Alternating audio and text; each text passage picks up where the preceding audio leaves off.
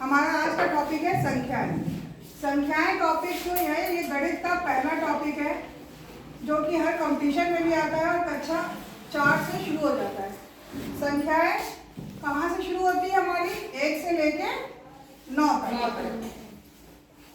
ये अंक हैं, ठीक है। और इसी में ये हमारे कौन सी संख्या है? प्राकृतिक। प्राकृतिक संख्याएं वो संख्याएं होती हैं जो कि हमें दिखाई दे रही है और ये शुरू होती है 1, 2, 3 से लेके अनंत तक। प्राकृतिक हो गई। अगर हमने इसी में 0 लगा दिया ये पूर्ण संख्या हो गई, तो ये हो गई पूर्ण संख्याएं हो गई हमारी 0 से लेके अनंत तक। तो प्राकृतिक संख्याएं को कैसे पहचानेंगे? तो इसका एक स्मॉल नंबर होता है n, इसको कहते हैं नेचुरल नंबर या n। पूर्ण संख्याएं होल नंबर, इसको कहते हैं w। ये तो हो गई प्राकृतिक और पूर्ण। अब इसके अलावा एक आता है पूर्णांक। पूर्णांक होता है इंग्लिश में इंटीजर, इसको कहते हैं i से। अब 0 तक तो पता था। अगर संख्या रेखा खींची और इस तरफ चल रहे, किधर? दाईं तरफ, तो यहाँ पे पॉजिटिव होंगे नंबर, सारे नंबर के आगे प्लस आगे लगेगा और इधर से नंबर हो जाएंगे तो माइनस लगेगा। तो जो ऐसी संख्या है जिसमें हम माइनस को भी ऐड कर दें, -3, -2, -1, 0, +1, +2, तो ये सब हमारे क्या है? पूर्णांक। क्या है? पूर्णांक। यहाँ तक समझ में आ गया? प्राकृतिक, पूर्ण संख्या और पूर्णांक। अब इसके बाद हमारी होती है सम संख्या, विषम संख्या और अभाज्य संख्याएं। ये भी समझ लेते हैं। इस पे भी क्वेश्चन आता है, कक्षा 6 में भी आया था, तुम लोगों ने करा था। तो सबसे पहले समझते हैं अभाज्य।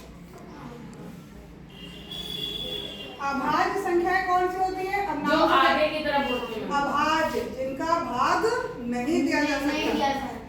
अभाज्य संख्याएं वो संख्याएं हैं जो किसी नंबर से नहीं कटती हैं, स्वयं अपने नंबर से कटती हैं या 1 से कटेंगी केवल। जैसे हमने गिनती लिखी, अब हमने कैसे छाटनी है ये समझ लेते हैं। 1 से लेकर हम छाटते हैं 40 तक। करें ये सवाल? 1 से 40 तक की अभाज्य संख्या कैसे करेंगे? पहले हम सारे नंबर लिखते चले जाएंगे, 1 के नीचे 11, 12, 13, 14, 15, 16, 17, 18, 19, 20, 21, फिर 21, 22, 23, 24, 25, 26, 27, 28, 29, 30, 31। अब किसके नीचे? उसी वाले नंबर के नीचे 33, 34, 35, 36, 37, 38, 40 तक था ना? अब देखो इसी से हम कई क्वेश्चन बनाएंगे। पहला था अभाज्य, यानी जिसको हम काट नहीं सकते। 1 को तो हम नहीं काट सकते, गोला बना दो। 2 को भी नहीं काट सकते। 3 को काट सकते? 3 अपने ही पाड़े में तो आती है। 4 को काट सकते हैं? हाँ। किसके पाड़े में आ रही है? 2 के। 5 को काट सकते हैं? नहीं। 6 को काट सकते हैं? 7 को काट सकते हैं? नहीं। 8 को? 9 को? 10 को? बस। 11 को? नहीं। गोला बना दो। 12 को? 13 को? नहीं। 14 को? 15 को? 16 को? 17 को? नहीं। 18 को? 19 को? नहीं। 20 को? जिनको काट सकते हैं उनको काटते जाओ। 21 को? कट जाएगा। 3 के पाड़े। 22 भी कटेगा। 23 नहीं कटेगा। 24 कटेगा। 25 कटेगा। 26 कटेगा। 27 कटेगा। मैं 3 के पाड़े में। 3 के पाड़े से कटता है। 3 के पाड़े से, वेरी गुड। 28 कटेगा। 29 नहीं कटेगा। 30 कटेगा। 31 नहीं कटेगा। 32 कटेगा। 33 कटेगा। 34 कटेगा। 35 कटेगा। 36 37 नहीं कटेगा। 38 कटेगा। 39 कटेगा। अब हमने पूछी अभाज्य संख्या, काट के निकाल लो। 1 2 3 5 7 11 13 17 19 23 29 37।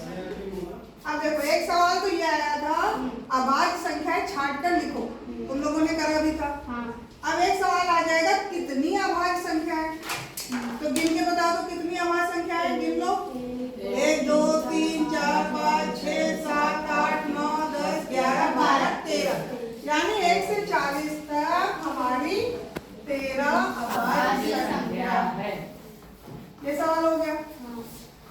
अब हमसे पूछ लेंगे भाज्य संख्या बताओ, भाज्य वाली को बची है वो लिख लो और गिन के बता दो।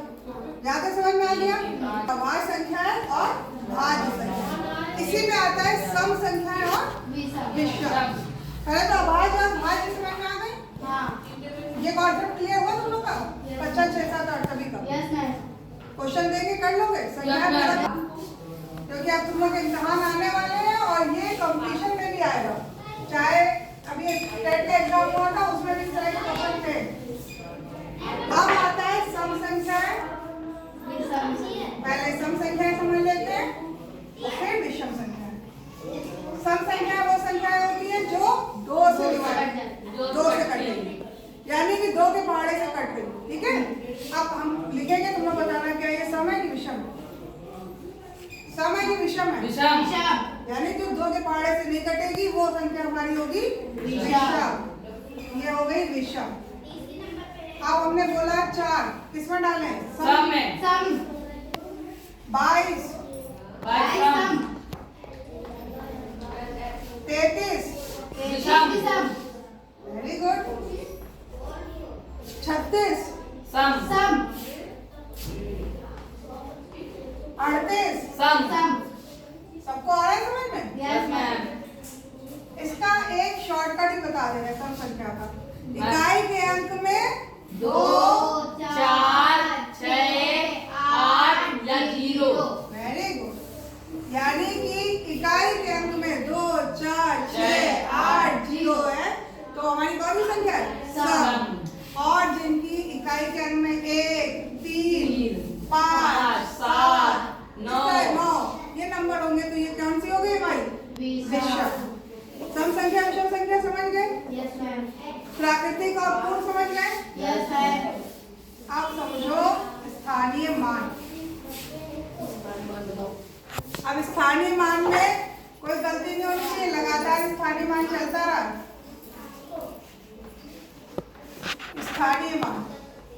स्थानीय मान कहाँ से शुरू होता है? कोई भी संख्या लिखी है उसके दाहिनी तरफ से, मेरा हाथ दाहिना इधर है ना, तो हम इधर से गिनना शुरू करेंगे। इकाई, फिर दहाई, फिर सैकड़ा, फिर हजार, फिर 10,000, फिर लाख। अब हमने जब इतना लिख लिया, इकाई का अंक 6, 6 में कोई 0 लगेगा कि नहीं लगेगा? नहीं। यानी इकाई को हम ऐसे ही लिखा रहने देते हैं। अब ये दहाई है, दहाई में मैम जी 1 0 लगेगा। इसका सिंपल तरीका है 5 के आगे जितना नंबर है उतना 0 लगा दो। 1 में 2 2, 1000 में 3, 10,000 में 4 और लाख में 5। ये सवाल समझ में आ गए? अब देखो एक कंपटीशन का हम सवाल पूछ रहे हैं, केवल कंपटीशन का है। एक अभी एग्जाम हुआ है यूपी टेट, उससे मिलता जुलता सवाल पूछ रहे हैं। ठीक है,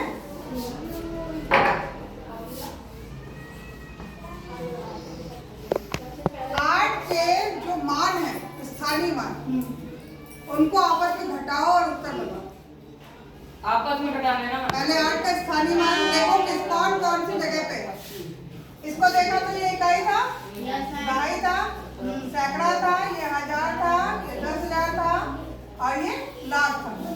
इसका 7980 7920 कर क्या बोर्ड पे करो कैसे करो पहले 8000 8 के आगे के 1 2 3 4 जीरो बनाए करो फिर किससे घटाया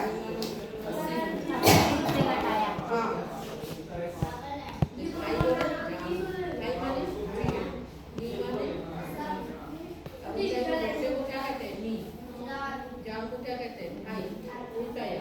वेरी सही है समझ गए इस तरह के सवाल कंपटीशन में भी आते हैं जिसमें क्या पूछ रहे थे कोई दो नंबर सेम से होते हैं और क्या देंगे स्थानीय मान के हिसाब से घटा के हमें उत्तर बताओ हमेशा बड़े से छोटे को घटाया जाता है वो हमने घटा लिया अब संख्याओं से एक क्वेश्चन और आता है वो भी कई कंपटीशन में आता है तुम लोग आगे जब दोगे ना तो उन कंपटीशन में भी रहेगा